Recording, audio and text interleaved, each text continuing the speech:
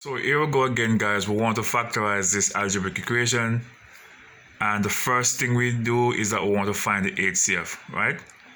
The previous video showed us how to do the HCF. There's no number we can find that will go into both 5 and 6 except 1, and we don't really need to write 1, so we'll leave it alone. Let's move on to the first variable. The first variable is p, and we have p2 and we have p4.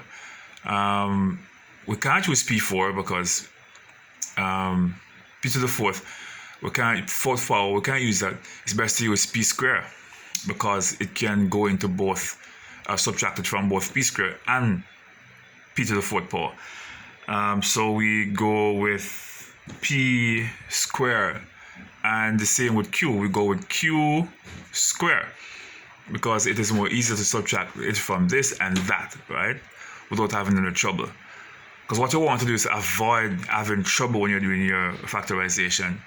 Then we draw a bracket and we're going to deal with this first term, right? This is a term with the coefficient and the variables.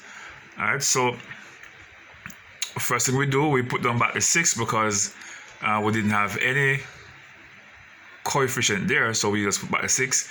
And what we're doing is actually subtracting, right? You're subtracting exponent. When you're saying p into p squared into p squared, it's same as 2 minus 2, and that will give you a 0. We don't write 0, so we leave the p alone. P is done with. We'll go to q. It's a subtraction again. What you're actually doing is subtracting the exponents.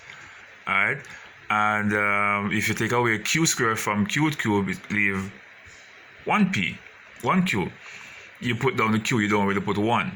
Then we have a subtraction operation. There's a subtraction, and we put down back the 5 because we don't have anything to go into the 5.